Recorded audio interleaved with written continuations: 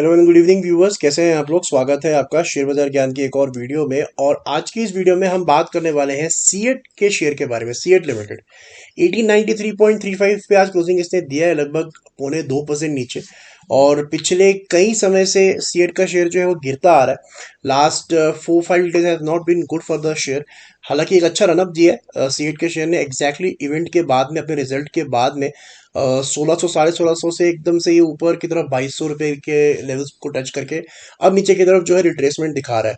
तो ये जो नीचे की तरफ रिट्रेस हो रहा है, क्या ये आगे कंटिन्यू रहेगा, क्या लेवल्स देखने को मिल सकते हैं, कौन से लेवल्स इंपॉर्टेंट है, इन सब चीज़ों के बारे में हम बात करेंगे आगे इस वीडियो में। अगर आप लोग चैनल पर नए हो तो आप चैनल को प्लीज़ सब्सक्राइब कीजिए, ताकि रोज आने वाली वीडियो आपको लगातार मिलती रहे। तो देखिए, सीएट जो है भागा है आफ्टर द रिजल्ट्स। तो रिजल्ट्स के अंदर में क्या खास बात मुझे दिखती है, वो है इसकी प्रॉफिटेबिलिटी। अगर आप सीएट का मार्च 2023 का जो प्रॉफिट देखोगे, वो 130 करोड़ आया है। और पिछले बहुत सारे क्वार्टर्स में, मतलब मार्च 2021 के बाद में, from June the stock has not even gone close to 3 figure profit. मतलब हमेशा इनका जो प्रॉफिट है वो 50 करोड़ से नीचे लाया है, लेट अलोन 100 करोड़। तो इस बारी कंपनी ने कंफर्टेबली 100 करोड़ के प्रॉफिट को तोड़ दिया है, लेवल को तोड़ दिया है। और उसके ऊपर जो है प्रॉफिट इन्होंने रिकॉर्ड किया है। इनका जो ऑपरेटिंग प्रॉफिट मार्जिन है वो भी इंक्रीज हुआ है। 13% करीब इनका जो है मार्जिन इन्होंने रिपोर्ट किया है फॉर द मार्च क्वार्टर, जो कि काफ़ी बड़ा है। सिंस अगेन जून से अगर आप देखोगे तो सिंगल डिजिट मार्जिन पे कंपनी चल रही थी, और अभी मार्च के अंदर में इन्होंने 13% का मार्जिन जो है क्लॉक इन किया है। सो बेसिकली एक्सपेक्टेशन से बेटर रिजल्ट होने की वजह से स्टॉक के अंदर में एक बढ़त देखने को हमारे को मिली है। And now that we have seen that the stock is gone up, अब रिट्रेसमेंट इसके अंदर में आ रहा है। तो पहली चीज, ये क्यों नीचे गिर रहा है। तो टेक्निकल कारणों की वजह से, सिंपल सी बात, मैंने बहुत बार अपनी वीडियो में बताया हुआ है पहले, कि ये जो दो एवरेजेस आप देख रहे हो, 20 और 200 moving average, the stock has to come back to its 20 moving average. ये आप हमेशा बात ध्यान में रखिएगा कि जो 20 मूविंग एवरेज होता है वो हमेशा एक स्टॉक का ट्रैक होता है। स्टॉक इससे दूर जा सकता है, लेकिन घूम के इसको अपनी 20 मूविंग एवरेज पे आना ही आना है।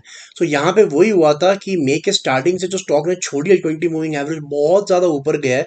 और जिन लोगों ने इन लेवल्स पे खरीदा हुआ था, वो अब अपनी प्रॉफिट बुकिंग कर रहे हैं। And this is just a normal profit booking. Normal profit booking में क्यों बोल रहा हूँ, उसके पीछे एक दो कारण है। पहले डेली चार्ट्स पे बात कर लेते हैं। तो देखिए, जब भी कोई स्टॉक एक ट्रेंड में होता है ना, आपको उसका जो सपोर्ट लेवल है, क्योंकि अब स्टॉक अगर बहुत ज़्यादा ऊपर जा रहा है तो उसका सपोर्ट भी लगातार ऊपर नहीं जाता है। अगर मान लीजिए कोई स्टॉक 100 रुपये से 150 रुपये चला गया, तो जरूरी नहीं कि उसका सपोर्ट 140 के ऊपर है। हो सकता है कि उसका सपोर्ट 125 रुपये के ऊपर हो। ठीक है, वो पता चलता है हमारे को टेक्निकल चार्ट्स देख के। यहाँ पे भी सीएट के अंदर में अगर हम देखेंगे, तो जो सपोर्ट था इनिशियली वो इन लेवल्स पे था। ठीक है, उसके बाद में वो शिफ्ट होके यहाँ चला गया अराउंड 1700। 1700 के बाद में जो लास्ट सपोर्ट इसका बनता है, वो बनता है 1820 रुपए का ऑन द डेली चार्ट्स। और अगर आप देखोगे तो इसके बाद में एक भी सपोर्ट नहीं बनता है। ये सपोर्ट बनने के पीछे क्या लॉजिक है, अगर आप मेरी वीडियोस पहले से देखते आ रहे हो तो आपको पता चल गया होगा अभी तक। सपोर्ट बनने के पीछे लॉजिक है, जब भी एक रेड कैंडल के बाद दो लगातार ग्रीन कैंडल बनती है, उसका जो लो होता है उसको हम सपोर्ट मानते हैं। Whenever there is red green green, हम यहाँ पे एक सपोर्ट मानते हैं। और यहाँ पे जो लास्ट सपोर्ट है ये बन के आता है। तो बेसिकली अगर आपने इसको यहाँ खरीदा हुआ है, you shift your stop loss like this. और इसके बाद में, इस पर्टिकुलर सपोर्ट के बाद में, you will not see this formation showing again. जो रेड ग्रीन ग्रीन का फॉर्मेशन आपको दोबारा देखने को नहीं मिलेगा। So that's why I am saying कि गया है 2200 तक, नीचे भी गिरा है, लेकिन अभी तक इसने इस सपोर्ट को नहीं तोड़ा है। So still it is intact. ये चीज हमारे को कंफर्म करती है वीकली चार्ट्स के ऊपर में। तो जब मैं वीकली चार्ट्स खोलता हूँ, तो आपको कहानी थोड़ी और समझ में आती है। There you go. तो यहाँ पे भी एक ही चीज है कि जो 20 मूविंग एवरेज है, यहाँ पे भी काफी ऊपर निकल चुका है।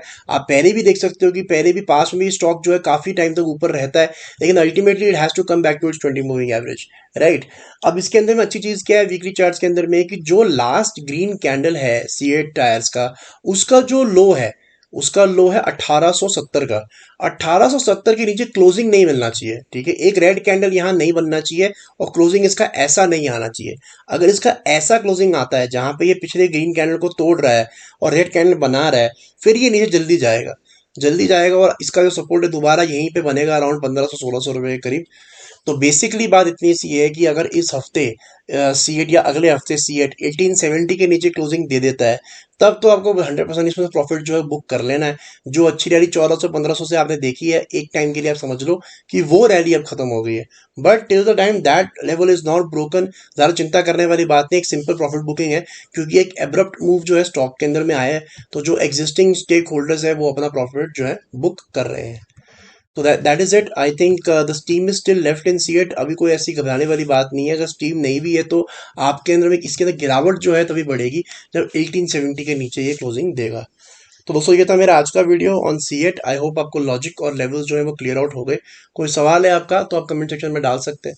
मैं मिलूंगा आपसे अपनी अगली वीडियो में। तब तक आप अपना ख्याल रखें and all the best guys.